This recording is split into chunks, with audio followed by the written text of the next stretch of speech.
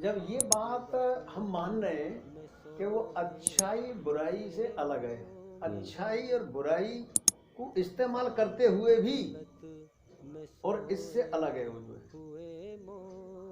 जैसे किसी कवि ने एक मिसाल दी है कि वो इस तरह से अलग है। अब मैं छोटी सी एक दलील दे रहा हूँ कि जैसे कि कमल जो है पानी में रहते हुए भी पानी से अलग है, पानी से अलग है, पानी में रहते हुए पानी से अलग है।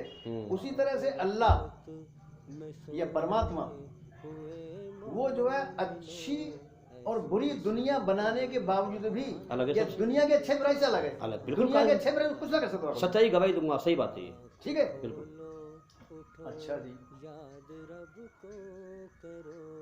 तो जब वो अच्छे बुराई से अलग है वहाँ पे कोई फर्क ना पड़ चुका है। अच्छे मर रहे हैं, बुरे ऐश कर रहे हैं, या बुरे मर रहे हैं अच्छे ऐश कर रहे हैं, जब वो अलग है।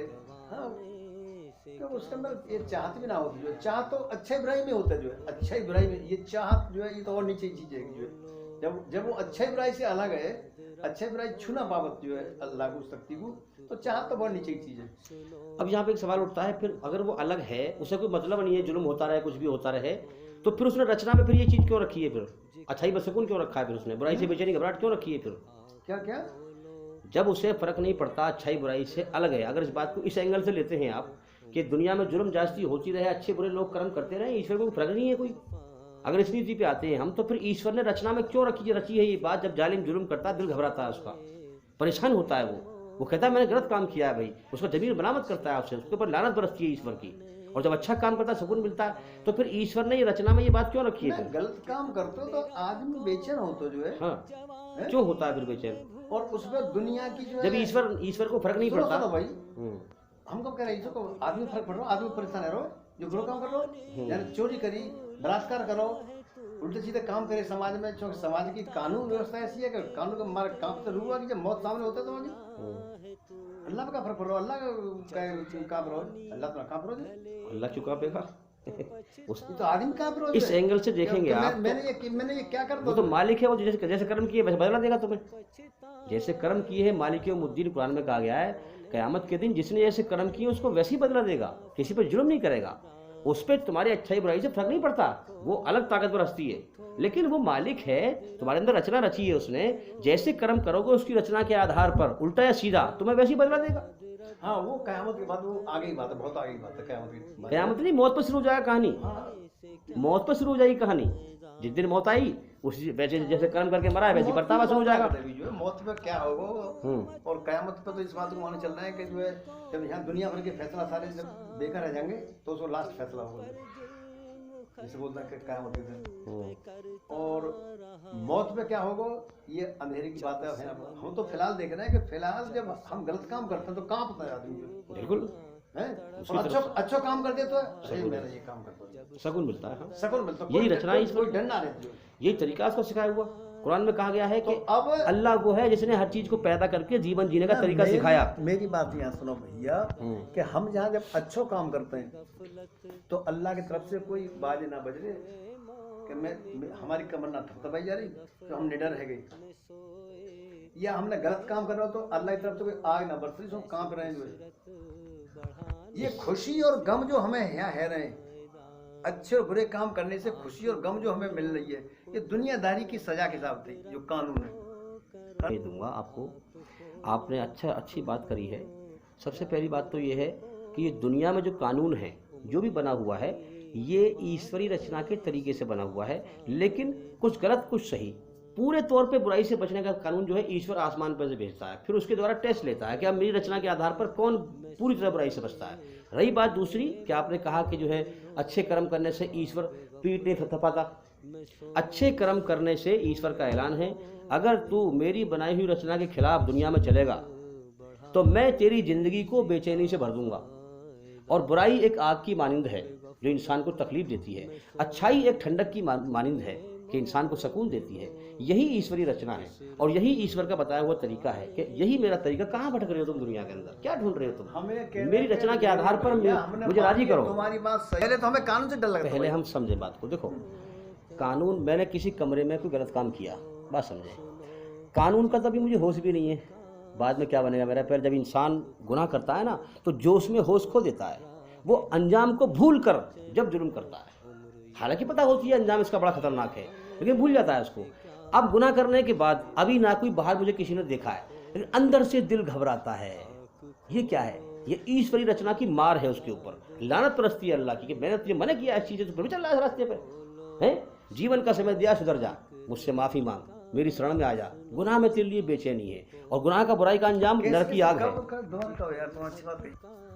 अकेले में अगर इंसान गुनाह करता है, दुनिया का कोई इंसान नहीं देख रहा उसको, ईश्वरी रचना के आधार पर गुनाह जब करता है या गुनाह करने के बाद इंसान को अंदर से उसका जमीर मलामत करता है, ये तूने गलत किया है यार, ये तूने गलत किया है, अंदर से घबराहट पैदा होती है। तो अभी तो कानून नहीं देखा उसने, अभी कुछ पता नहीं है, कोई होश नहीं, अंदर से ईश्वर की तरफ से पहले ही संकेत मिल रहे हैं उसे।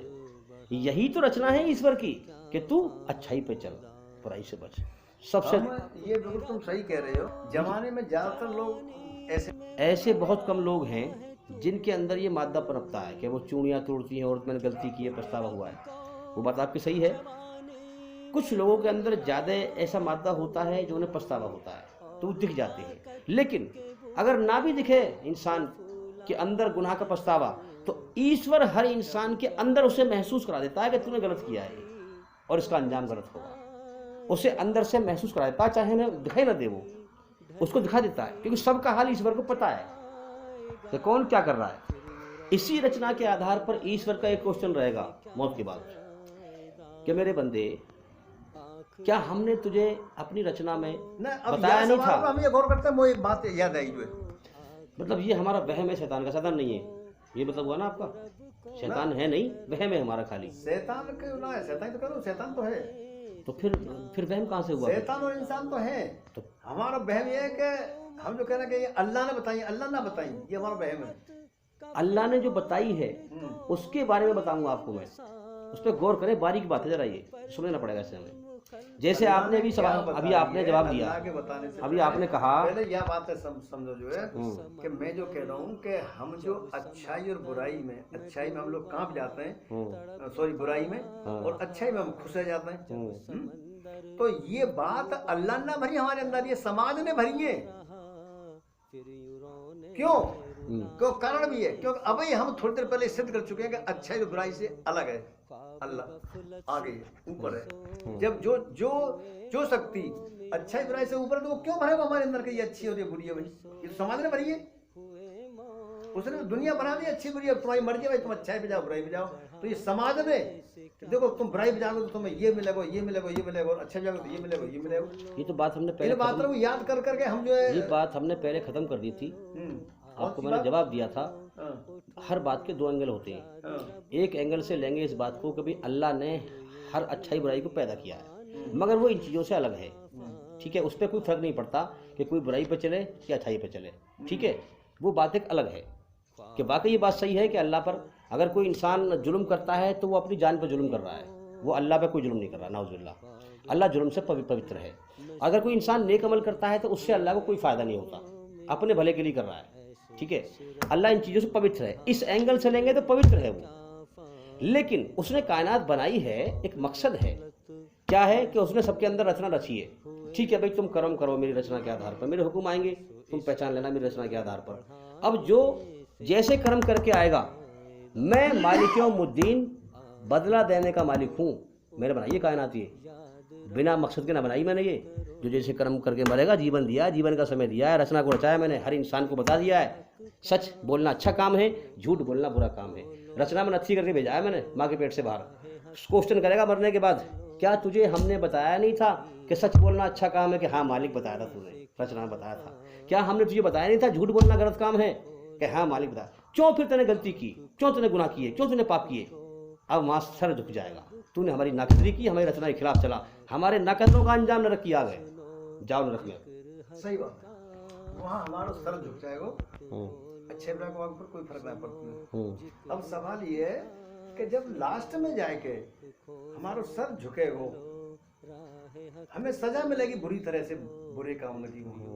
वहाँ भी जो है, जैसे हमारा ये दुनिया बनाई है ऐसे ही वहाँ भी एक दुनिया है, बुरे कर्म करे वाले एक जंगों में अच्छे अलग बुरे अलग, बुरे अलग जो है, ठीक है, रचना के आधार पर। तो वहाँ फिर वो रोबे को जो है कि ये मैंने क्या करो जो है, अल्लाह ने वो आजाद कर दो भाई, मैंने ये क्या करो जो है, शैतान को सवार है और मैं भैंचो जो है शैतान के रास्ते पे चल बैठो। शैतान ये कह देगा कि उसका भी जवाब है, शैतान ये कहेगा मेरा काम सिर्फ मन में बुरे ख्याल डालना था, तू बिना दलील के मेरे ख्यालों में चलता रहा, तूने चलिए तय क्या किया।